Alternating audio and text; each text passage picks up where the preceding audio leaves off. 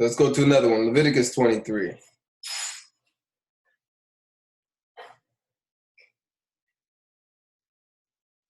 If anybody got any questions or anything, questions, Jeremy, go ahead.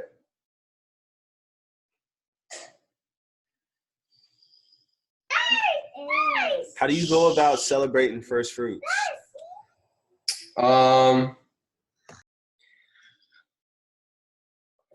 For all I know is, again, it's like we don't have the temple. We just read here, it's one of the feasts that you have to show up in Jerusalem, show up at the temple, the males, and you can't show up empty. So first fruits would be for those who, I don't know what would be the instructions for those who don't have land. I don't specifically know. I would have to look into it. But from what we just read, whatever you sow, the first fruits of what you're going to reap from what you sowed, so the seeds that you put in the ground, and you water it, you fertilize the soil, let the rain come, water come, naturally come, whatever. And as your plants are going, the first fruits of the produce of what you get from what you planted, that has to be brought to Jerusalem. You have to bring a portion of that to Jerusalem. That would be the first fruits. Outside of that, I'm not sure what else the other instructions are. I would have to read it to refresh my mind. What do you do during this time of year?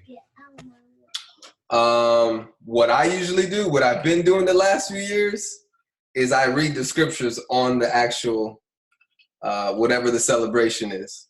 I remember. That's how I try to remember it. I try to bring it back to my remembrance, refresh my mind. And then if it's a day of rest, we celebrate that. We don't work. We don't buy. We don't sell. We don't go to work. We take that day off as a memorial, to remember this day. So Leviticus 23 breaks down, gives us a little bit more of each feast. But we will I'm going to zone in on first fruits and Feast of Weeks, because they're kind of connected, because the first fruits is where you start counting to get your 50 days. And then after 50 days, after first fruits, that will be the Feast of Weeks, which is known as Pentecost or Shavuot. So we'll read them together. Leviticus 23, verse 10. 9 to 14, and then verse 15 to 22 should be about Festival of Weeks. So let's go ahead and read that. Oh, go ahead, D-Rail. You got something? So, my understanding, the Feast of Weeks, as you said, Pentecost, is now when Messiah came back? Around that time area, huh? Feast of Weeks is when Yahusha. Yeah, because he was there for 40 days. So Feast of Weeks. Yeah. I want to say Feast of Weeks, Yahusha was already ascended into heaven days before that. Remember, because when he spoke with his disciples, it said that for 40 days, when he resurrected from the dead, for 40 days, he was teaching his disciples more about the kingdom. So it's in between the fruits and weeks. Yeah. And then he ascended, and he told them to go to that upper room and wait for the gift of the Spirit. And so I don't know how many days they were waiting. I don't know how many days it was from the ascension to the outpouring of the Spirit, but there was definitely a gap there. Yahusha ascended. They waited a few. I don't know if it was a couple days or what it was, but wouldn't it have to be 10 Shalom? Because he's 40 days. If the count from him rising is, and he showed up for 40 days, and that's within the 50-day time period. Yeah. It would be no more than 10 days they would have had to wait until he would. You get what I'm trying to say? Yeah, no more than 10. I didn't think about that. No more than 10. Yeah. Definitely no more than 10 days. because the Spirit fell on the day of Pentecost. Because it was in the book of Acts, we'll see that that's the feast time that it was, and Yahusha was already ascended. He was not there. That's why I wanted to say these feast days, how they, what's that word, correlate or whatever with Messiah. Mm-hmm. How Yahuwah has planned this from the beginning. It's beautiful. Wow. Supposedly, the commandments, the Torah was given right around Shavuot, right around Pentecost. Yep. If you do the timing, maybe we can play around with that. I sent that link. I don't know if you got it from that. I didn't get to look at it. It was a video. I didn't get to see it yet. Watch it sometime and then let me know what you think. All right, so let's read Leviticus 23. Maybe we could play around with some different scriptures. We'll jump in the New Testament, go back to Exodus, see if we can get a day count from the time they left Egypt, right? Because that will be the first Passover. And we'll see the timing from that to when they were given the Torah. It's the 15th. Yeah, the 15th of the first month is the first day of unleavened bread. And on the second month, I believe, is, no, it wouldn't be the second month. It'd be around the third month. Yeah, it should be around the third month to count 50 days. But we'll play around with that. Leviticus 23, verse 9. Let's start at verse 9. I'm going to read from the net version. It's a little easier, so let me know if something seems a little whack. But it says, speak to the Israelites and tell them, when you enter the land that I am about to give to you, and you gather in its harvest, then you must bring the sheaf of the first portion of your harvest to the priest. And he must wave the sheaf before Yahuwah to be accepted for your benefit. On the day after the Sabbath, the priest is to wave it. So one of the questions I have is, isn't this commandment made for when you're in the land? I wonder, my question would be, are you allowed to do this outside of, like let's say you live outside of Israel. Are you allowed to bring the crop, the produce of what you sowed and reaped outside of that boundary line of Israel into Israel? Or is this for those that live in the land of Israel, bringing their crops to Jerusalem? That would be a question that I have. Milo. I would think it's regardless, just because right now they're sojourners. So they weren't in one positioning to, like, they kept moving for the 40 years. Right. So, I mean, they could have been a day in one place. They could have been a few years. However long Yahuwah kept them, Right, was up to him. So I think that's why it had to be when you were finally in the land settled. And the only thing I can think about is when the half tribe, can they hear me? I'm sorry. The half Hopefully. tribe of Manasseh, I'm looking cray.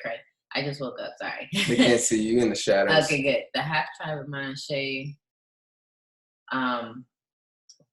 They were out. They were on the other side of Jordan. Right. And that wasn't considered the land, but inside the then land. they inherited it, so it was there. So they brought their stuff. So, I mean, wherever I don't know. That's my assumption. So you're saying there's scriptures that show the tribe of Manasseh bringing. Well, they had to obey. So, yeah. Interesting. Unless you consider that part of the promised land at that point, but they never crossed over. Right. To inherit the actual land that was supposed to be there. Right. So I'm just looking up as a question, just something to read into and check out. I'm not confirming. I'm not solid on this issue. It's just a question in my mind that I'm still looking to read more and hear more before I have an official, confident answer on it. Because the question for me is because of the application of today. We're in exile. We live outside the land. What is the application for us? Let's say the temple does get rebuilt in the future, which I believe it will. I believe Yahusha will come back and restore the land, restore the temple. What does it mean for those of us who live overseas? Are we bringing over our crop that we grew in the United States of America Are we bringing it over? That's a question I would like to see. I would like to look at some scriptures. I would have to look at the half tribe of Manasseh, which Milo's bringing up. Is, if you guys know the history, when they went into the land, there were 2.5 tribes. Yeah, there were 2.5 tribes that didn't choose property or didn't get property that was in the promised land. They actually stayed outside the boundaries of the promised land. Okay, it's kind of a weird. I don't understand why that happened, but I would like to see the application of how did they keep it then, or you know what I'm saying, did they keep it even though they were outside the boundaries of that land because they were still part of the tribes of Israel, even though they would have to travel. right territory. They would have to travel. Yeah. Yeah, they would have to travel, definitely. And don't you have to be under a priesthood, because the first fruit is for the priests and not necessarily the people? Isn't it for the Kohen? Yeah, I believe they would bring it to Jerusalem, to the temple where the priests were. But she asked him that if they would eat of it. Because there were things that offerings that the priest did eat. I'm not sure. This so far says, when you enter the land that I'm about to give to you, and you gather in its harvest, then you must bring the sheaf of the first portion of your harvest to the priest. So far I'm not seeing that they eat it. And it says he, so the priest, must wave the sheaf before Yahuwah to be accepted for your benefit. On the day after the Sabbath, the priest is to wave it. So that's the Sunday. That's the first day of the week. After the Sabbath of the first day of unleavened bread. D-Rail. All right. I was going to say something about that on the Brenton Septuagint, verse 11 says on this one, and he shall lift up the sheaf before Yahuwah to be accepted for you on the morrow of the first day, the priest shall lift it up. On the morrow of the first day. I don't know if that's another way of saying the same thing. I don't know. It doesn't say Shabbat or nothing. Oh, it doesn't mention Sabbath? No, It says on the morrow of what? the first day. On the morrow of the first day.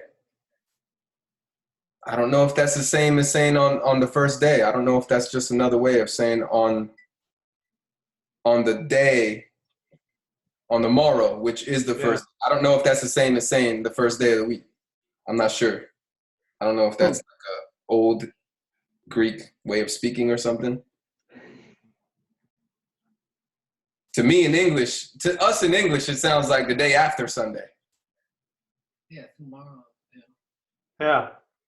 But that doesn't line up with any other stories in Scripture regarding when the priests waved the sheep off. It's all on the first day of the week. I hope this guy that I talked to gets hold of me because he actually speaks Greek. Okay. Maybe you might help. Maybe. All right, verse 11. It says, and he must wave the sheep before Yahuwah to be accepted for your benefit on the day after the Sabbath. The priest is to wave it. All right, I'll look at some different translations. I'm going to look at the ISR. It says, and he shall wave the sheaf before Yahuwah for your acceptance on the morrow after the Sabbath. You see, that to me sounds like I understand it. At the day after the Sabbath. But for some reason, the Septuagint is saying on the morrow of the first day. That sounds like It's saying the same thing, because morrow usually means the next day. So on the next day of the first day, which would be Sunday, saying the same thing. all right. Yeah, I guess the difference is after the Sabbath versus of the like a comma. There should be like a comma right there. On after the morrow. the Sabbath versus of the first. After the Sabbath versus of the first. So again, yeah, I think it's saying the same thing. It's just a weird way of saying it. Yeah. All right, let's keep going. Verse 12. So we spent a lot of time on this last time we studied this, and we nailed it now. I think we understand it. You have unleavened bread Passover, unleavened bread, and then the Sabbath after that first day of unleavened bread is where they would do this first fruits waving Not the second. the sheaf, the wave offering, I guess is called. Verse 12. On the day you wave the sheaf, you must also offer a flawless yearling lamb for a burnt offering to Yahuwah. Along with its grain offering, 2/10 of an ephah of choice wheat flour mixed with olive oil as a gift to Yahuwah, a soothing aroma, and its drink offering, 1/4 of a hin of wine. You must not eat bread, roasted grain, or fresh grain until this very day, until you bring the offering of your God. This is a perpetual statute throughout your generations in all the places where you live. Okay. Now that leads into our Feast of Weeks, Shavuot, verse 15. You must count for yourselves 7 weeks from the day after the Sabbath. In context, that would be the Sabbath, the first Sabbath during unleavened bread. So 7 weeks from the day you bring the wave offering sheaf, they must be complete weeks. You must count 50 days until the day after the 7th Sabbath. And then you must present a new grain offering to Yahuwah. So there you go, Jeremy. That's another answer. What's the application here? What do? You present another grain offering. Offering from the crop. This is agricultural. This is definitely agriculture. This is reaping and sowing and bringing. So not only do you bring your first fruits, but 50 days later, you're bringing some more. That's a sacrifice. Anybody like Stephanie or anybody else who's a farmer understands that's a sacrifice. You know, you grow the stuff, your crop is your profit. This is your stuff, and you're giving it away to be burnt. You know what I mean? It's like, whoo! It's like, that's a leap of faith. You're taking part of your it's like us taking our money. It would be like similar to us taking our money. First paycheck you get around this time of the year, you give this portion to Yahuwah. You know what I'm saying? Bring it to a table and burn the cash right there. Nobody gets it. Nobody. You don't get to buy something and eat it. You don't give it to nobody to eat. You just bring it right there and it gets burnt up. Oh, you're worthy, Father. And then 50 days later, I got to bring some more cash to get burnt. That's pretty dope. That's pretty heavy. Derail. I'm not saying that's what we do on Feast of Shavuot. I'm just giving an example. I'm trying to relate it to us guys, all right? For anybody there on YouTube that's like, oh man, here goes this guy making up stuff. Trying to make it relevant here. Did you just read verse 16? Did I? Yes. Okay, so the Brenton conflicts with that one. It says, until the morrow after the last week, ye shall number 50 days, and shall bring a new meat offering to Yahuwah. Meat can be grain, though. Milo is saying meat can be grain. Please help us understand, Milo. In Old English. In Old English, he says. Meat was food. Meat was food. Meat animal. Meat is still food. Interesting. Yeah, in Old English. We'll see it defined once we keep reading. All right. Okay. That was verse 16 and verse 17. Good catch, D-Rel, though. I feel you. I'm like, all right, Milo, explain. All right, 17. From the places where you live, you must bring 2 loaves of bread. There we go. Sounds like, what does the Septuagint say, D-Rel? It says, ye shall bring from your dwelling loaves as a heave offering, All right, there you go. So that's not meat. That's not an animal. They shall be of 2/10 portions of fine flour. They shall be baked with leaven of the first fruits to Yahuwah. There you go. So it's definitely, so my wife must be right. A meat must be another way of saying food. Generic. Weird. I think those old English or whatever, whoever's choosing these words back in, however they spoke back in the day is weird. All right. I'll read the net version. From the places where you live, you must bring 2 loaves of bread for a wave offering. They must be made from 2/10 of an ephah of fine wheat flour, baked with yeast as first fruits to Yahuwah. And where is this being? My question is, where is this being presented? Where are you bringing it? To the sanctuary of where? The temple, right? So again, it's specific. It's the Pacific Ocean, okay? Not Atlantic. This is Pacific.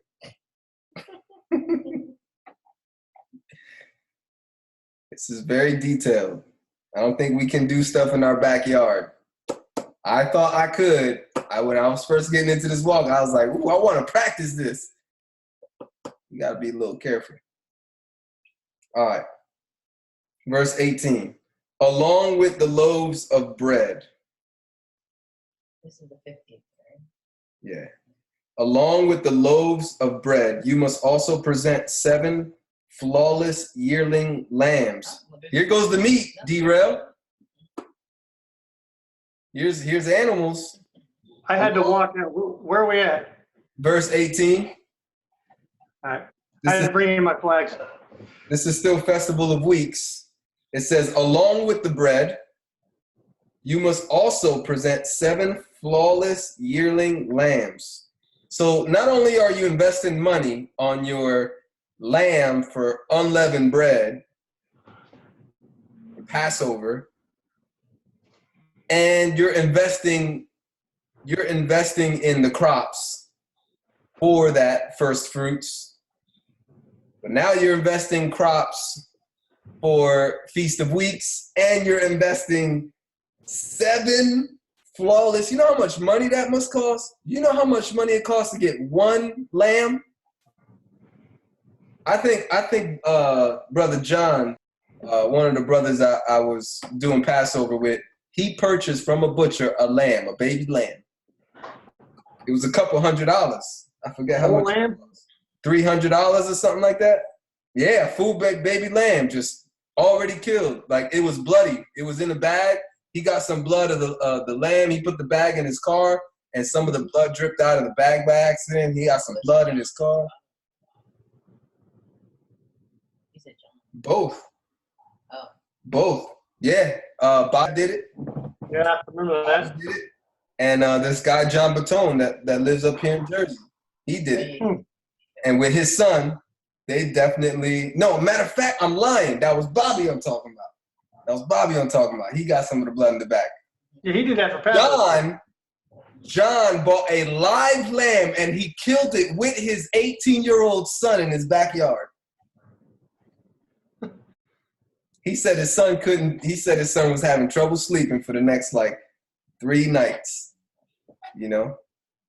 And that was different because I don't think there is a lamb that you bring to the temple, but there's also a lamb that you slaughter in your home, that you eat in your home. So that one's different. I could see how that one's nice. You could definitely practice that, memorialize that, and actually do it at home. But there's one that you're supposed to give to the priest. You know, what we're reading here, you bring it to the priest, things like that. And you actually eat it.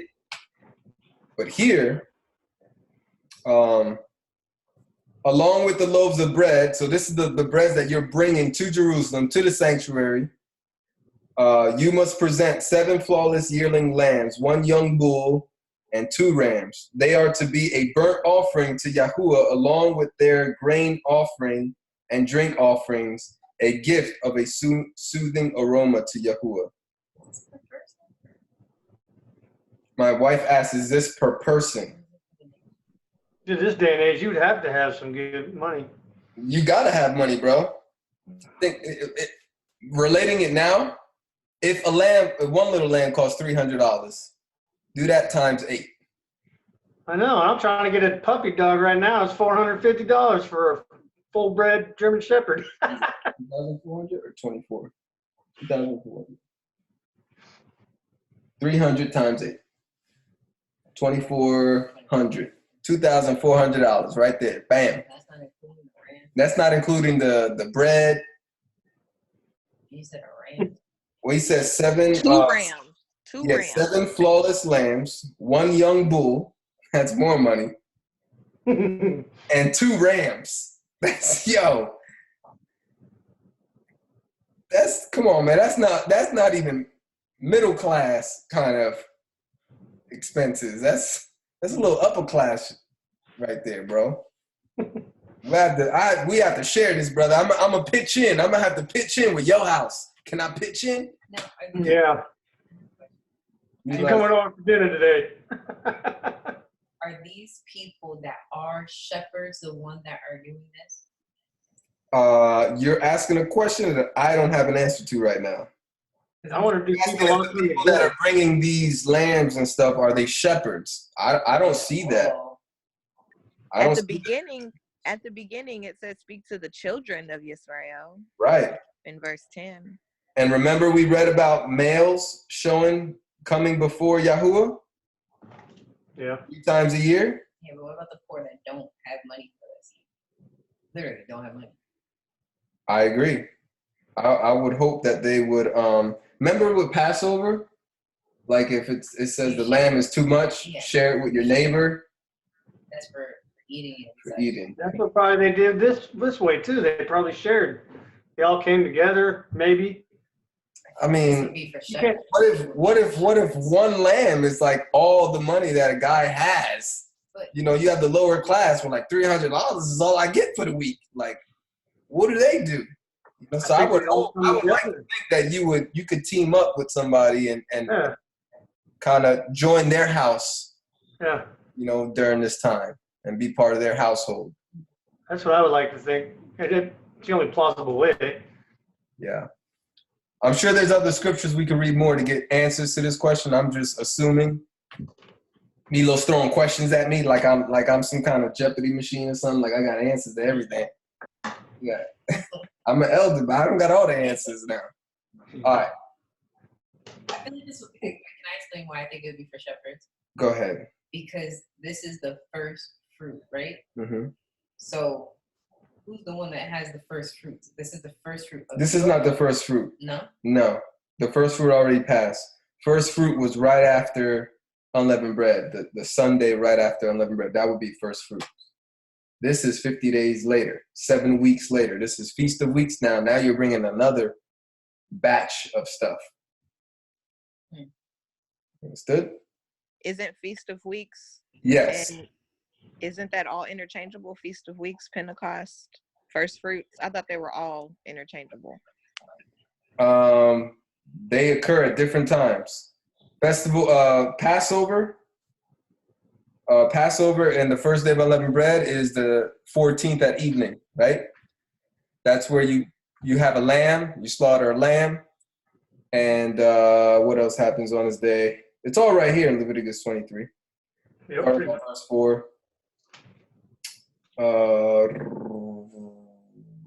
You must eat unleavened bread. Verse 8, you must present a gift to Yahuwah for 7 days. And the 7th day is a set apart assembly. So whatever those gifts are, you're presenting that. But first fruits is when you enter the land that I'm about to give you, and you gather in its harvest, then you must bring the sheaf of the first portion of your harvest. This is the first fruits of your harvest. And you must wave the sheaf before Yahuwah to be accepted for your benefit on the day after the Sabbath. So you're waving it on the Sunday during unleavened bread. Understand? This is separate. This is different from the lamb that you're eating with your family with bitter herbs and unleavened bread, right? And every day of unleavened bread, you're bringing something to Yahuwah. I don't know what the details of that is. It's not breaking it down here. Maybe it breaks it down somewhere else. All right. But what happens on Sunday during the 7 days of unleavened bread is a different occasion. This has to do with your first fruits of your crop. So you're bringing this to Yahuwah in verse 10, and you're waving it. Or on verse 11, right? On the day after the Sabbath, the priest is to wave it. So you're not waving it, the priest is. You're bringing it to the priest, and then they're going to wave it for you so that Yahuwah will accept it. And then,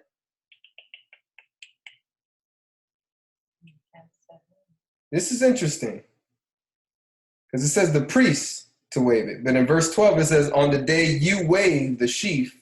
So I wonder if it's switching now, talking to the priest, because they're the ones waving the sheaf, right? Just flow with me for a little bit. Verse 12, on the day you wave the sheaf, you must also offer a flawless yearling lamb. I don't know if it's considered you waving it, if the priest is waving it on your behalf. Maybe it's still the Israelite, the normal Israelite, because they're giving it to the priest, but he's waving it for that person. So, but verse 12, it seems like that Israelite is also offering a flawless yearling lamb for a burnt offering to Yahuwah, along with its grain offering. So that is happening on Sunday during unleavened bread. That is the first fruits.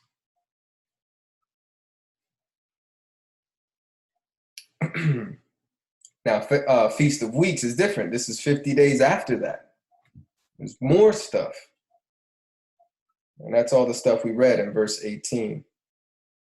Verse 19 says, you must also offer one male goat for a sin offering and 2 yearling lambs for a peace offering sacrifice. And the priest is to wave them, the 2 lambs, along with the bread of the first fruits as a wave offering before Yahuwah. They will be set apart to Yahuwah for the priests. So it sounds like you're bringing what you are going to offer for the wave, and then you offer it during the Feast of Weeks. Is that the understanding? I don't see a problem with that. As long as it gets there. I see as long as it gets there, and as long as it's as prescribed, the instructions, you got the right lambs, you got the ram, you got the loaves. Don't be bringing no moldy loaves. Yeah, don't be bringing no moldy loaves or Jello pudding or something. You know what I mean? Make sure you bring bread. Gluten-free or no? What was that? Gluten-free or no? No, it had to be wheat. So I think it's official bread, real bread, Non-GMOs. Italian bread. Okay, the real stuff. All right, verse 21 and 22 is the last verses regarding Feast of Weeks. It says, on this very day, so what day is this? Yeah. The 50th. What day of the week is it? Well, Saturday. First day. First day of the week. Mm-hmm. Saturday at sunset, right? That's the day we're talking about right now. 50 days after first fruits. It says, on this very day, you must proclaim an assembly. It is to be a set-apart assembly for you. You must not do any regular work.